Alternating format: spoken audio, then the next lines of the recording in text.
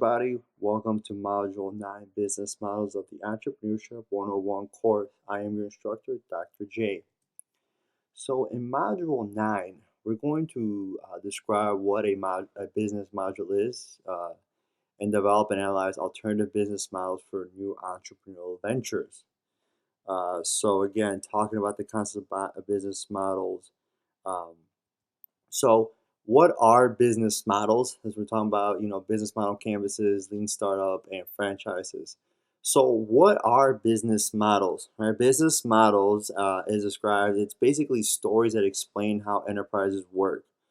Also, describe the rationale and how an organization creates, delivers, and captures value.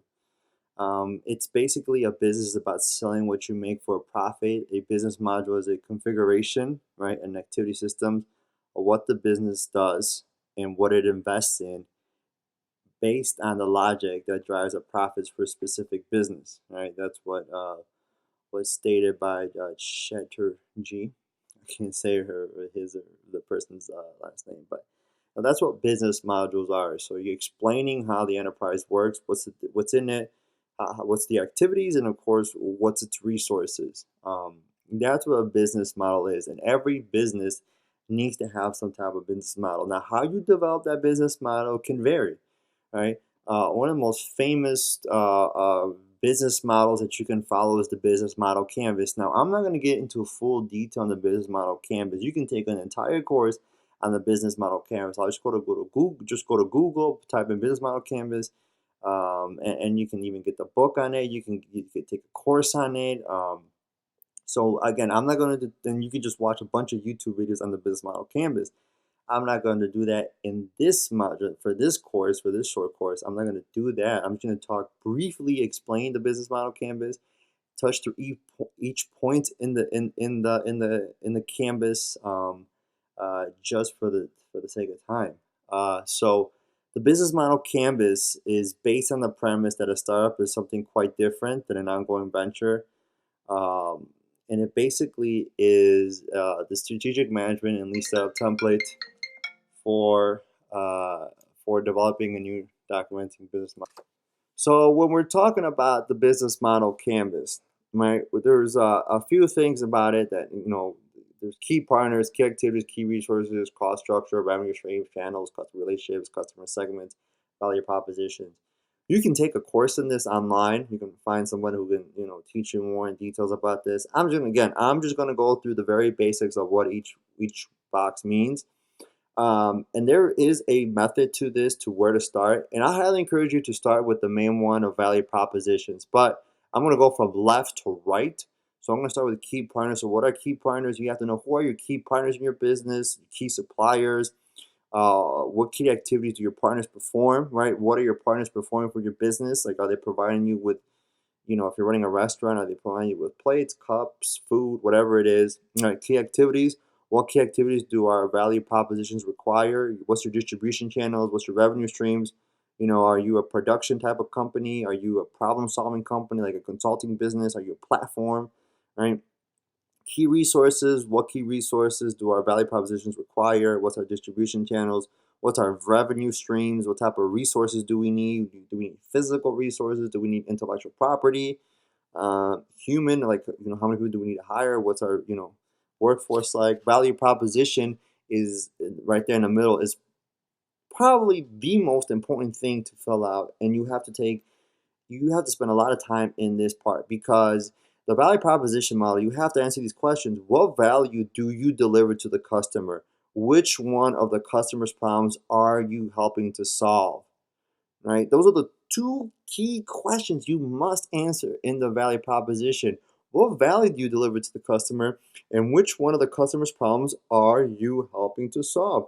If you can't answer that, don't even bother with the business model canvas. Don't even bother opening up a business, because you're not going to succeed. You're going to fail.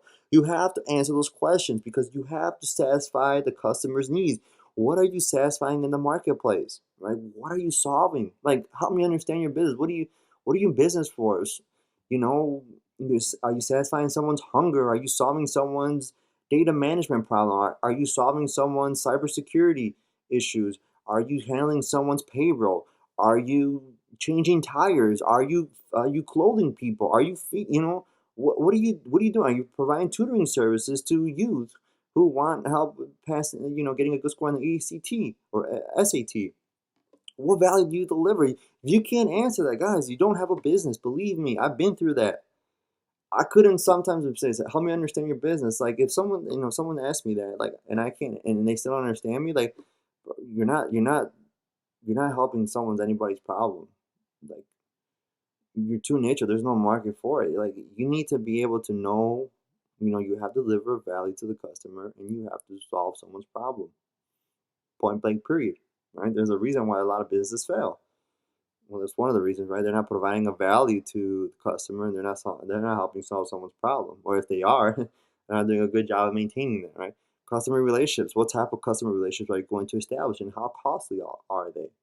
Sometimes some customer relationships are pretty expensive to maintain, right? You have to know how are you going to maintain a relationship with the customers. Are you going to email them? Are you going to go out to them? Are you going to give freebies? What are you gonna do to have customer relationships, right? You have to work at it. People just don't go to you, right? It's not like, oh, I'm open for business, come in.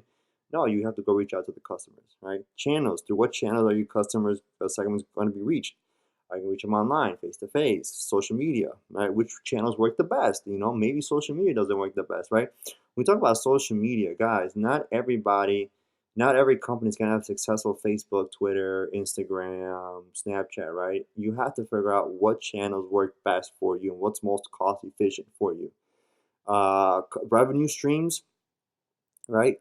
Or customer segments. Sorry, customer segments. For who are you creating value? Like, what's your niche? What's your target market? You have to know who your target market is. When talking about customer segments, like what niche in the market are you focusing? Are you focusing on college students? Are you focusing on millennials? Are you focusing on youth? Who's your customer segment?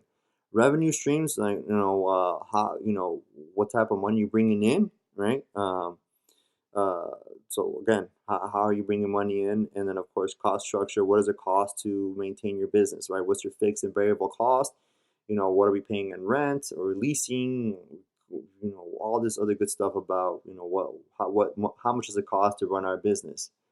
So that is the business model canvas in a nutshell. Again, the value proposition is probably the most important part that holds together the business model canvas. One of the most important things, in my opinion.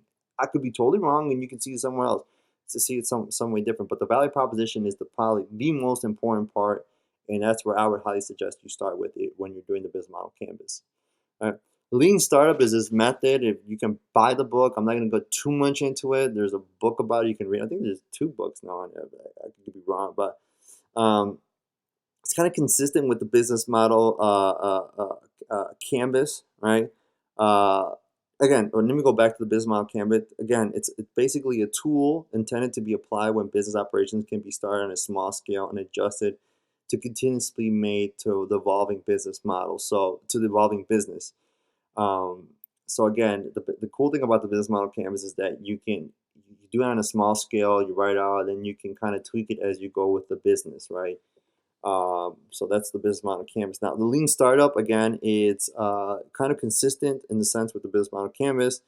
And of course, the definition of this is it involves the releasing of a minimal viable product MVP to customers with the expectation that this earlier prototype will change and evolve frequently and quickly in response to customer feedback, right?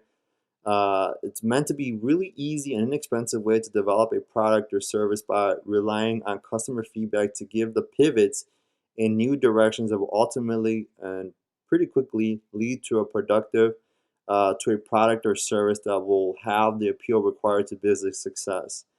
Um, so in this, you're creating some minimal viable product, and you're quickly, instantly gaining customer feedback so that you can expand the product or the service to more customers, right? It's like a little mini version of your business, whatever you're providing, to get the customer feedback quickly, and then so you can grow from there, right? And it relies on 5 lean startup principles, that it has.